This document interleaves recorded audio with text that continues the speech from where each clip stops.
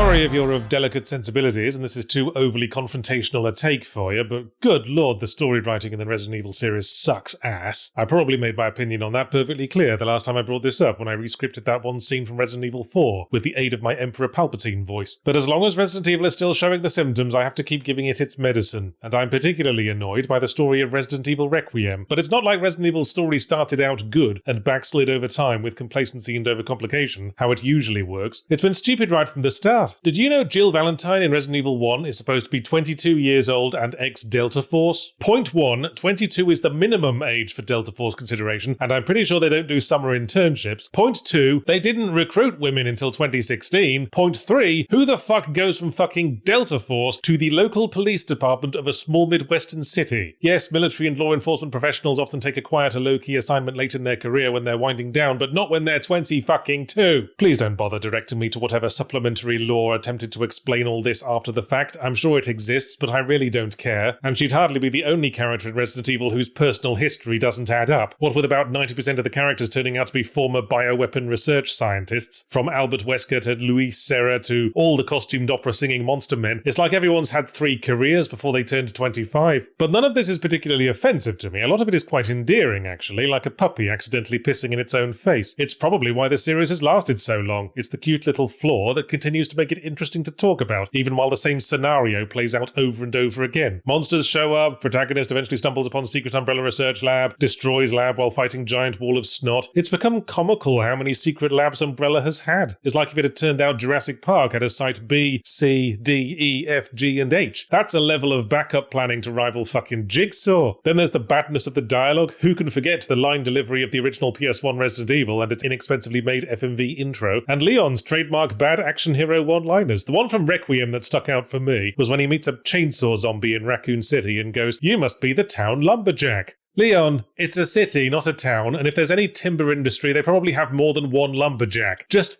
think, for God's sake. You never fucking think! But again, this is part of the charm, and consistent with Leon's characterization, as a former rookie cop who clearly wants to be a badass action hero but hasn't quite gotten it down. The thing Resident Evil does well is creating effective horror scenarios and set pieces that don't need context. So many of the games have very strong beginnings in a vacuum. The first zombie from RE1, the village fight from RE4, Chainsaw Wifey from RE7, indeed, RE Requiem with Grace's first chapter in the hospital. All great unnerving horror moments that build intrigue and establish mystery. The problem arises when virtually every game proceeds to explain the mystery by way of a secret underground Umbrella laboratory, and the explanation tends to be nonsense. Another thing I don't want to hear from you commenters is how we shouldn't care that the story's dumb because that's not the point, it's action schlock, turn your brain off, etc. Don't make me tap the "no one says the story doesn't matter when the story's actually good" sign again. But my point is, there are elements of the story in Resident Evil Requiem that are bad by the standards of Resident Evil storytelling, to the point where it stops being laugh-along bad and becomes frustration bad. For one thing, it annoys me that the requisite underground lab part of Requiem falls back on 2 stock Resident Evil plots. Evil corporation making monsters to sell as bioweapons to the military, and evil scientist wants to create new evolution of humanity. Neither of which holds up to any scrutiny, because any moron can tell the monsters aren't better than humans, they're just bigger and stronger. They're not going to be much good at composing operas or taxation or managing the education system. And as for military bioweapons, show me the uncontrollable hell monster that's a more reasonable military solution than just dropping a really big bomb. You might want to leave the infrastructure intact, Yahtzee. Well then drop the fucking Ebola virus, or some other bioweapon that has the advantage of not ripping your own dudes apart the moment you send them in. It annoyed me because there have been times when Resident Evil has gotten it right, by focusing less on how or why the monsters were created and more on the personal human motives behind unleashing them. Like RE4, Sadler wanted to rule the world. Dumb in its own way, but perfectly sufficient for this silly B-movie vibe. RE7 as well. Ultimately what set that plot in motion was a lonely little monster girl who wanted to have a family. It worked. It was neat. The problem with the bioweapons for the military plot is that it relies too much on unseen characters. Who are we selling them to? What will they use them for? There's nothing there that we can confront face to face. It's more of an abstract societal problem, and that's unsatisfying. But the really annoying part of Requiem's final act, actually, have I dropped a spoiler warning yet? Well, here it is. Resident Evil Requiem, ending spoilers for the rest of the video. Remember to like and subscribe and consider joining the Patreon if you choose to leave us now. Alright, if you're still here, the thing that annoyed me the most involves the character of Emily, a little little blind girl who Grace rescues from the evil hospital, and who fairly obviously has been experimented on, so it doesn't come as much of a surprise when she gets critically injured and turns into a giant hideous monster. A monster that to my eyes looked a lot like the baby monster from RE8 actually, but let's not get sidetracked. Anyway, Leon appears in action hero mode and shoots Emily the monster dead, and it's a big trauma moment for Grace that causes her to split from Leon and go along with the villains for a little while, as well as being part of this ongoing theme where the protagonists bemoan how in the end they can't save anyone. Oh, boo-hoo, you're not the fucking Surgeon General, that's not your job. But then at the end of the game, while the nice authorities are cleaning up the scene and Grace and Leon are sitting huddled in blankets with mugs of cocoa, Grace says, "Boy, it's a shame I couldn't save Emily," and Leon replies, "It's okay, I didn't shoot her in any vitals. Let's go back to where we left her mangled carcass mouldering on the concrete for what I think has been most of a day now, scrape her up with a fish slice, and inject her with concentrated mummy kisses until she feels all better." The next and final scene shows Grace back at work sometime later on the phone with Leon, talking about how well Emily's doing, with a framed photo on her desk showing Emily miraculously unblindified, and still wearing the dirty smock she was wearing while in science prison, weirdly. So where to start on this? How about the question of how the fuck Leon would even know where the vitals were on a big bloaty mutant baby? And if he wasn't hitting vitals, why did the monster fall down and stop moving? Did Emily have enough wits about her to play dead? Yelling questions at the screen is part of the fun of janky writing, but while I'll forgive a lot of Requiem's stupid plot turns, even that business with the computer at the end that either accepts a correct password or blows up the entire facility, fucking hell, better pray you don't mistype, I can't move past this last-second miraculous saving of Emily business. Why? Well, firstly, it awkwardly absolves the protagonist of all wrongdoing and moral complexity, undermining any character growth that could have been attained from self-examination, but more importantly, it exposed the workings. Because I was immediately all but certain, can't claim to be absolutely sure, I hasten to insert, that this must have been a last-minute change. The giveaway being that the action skips straight over the whole rescuing and saving Emily part, and it's only talked about after the fact. What that yodels to me is that they weren't able to get the actor back to shoot any more scenes. And the fact that I'm thinking about that, about the nuts and bolts of development rather than the story itself, is what brings the entire artifice down. The willing suspension of disbelief gives way. It is, yes, a breaking of immersion, like glimpsing a boom mic in a TV show. And that's why it's the one thing I can't forgive.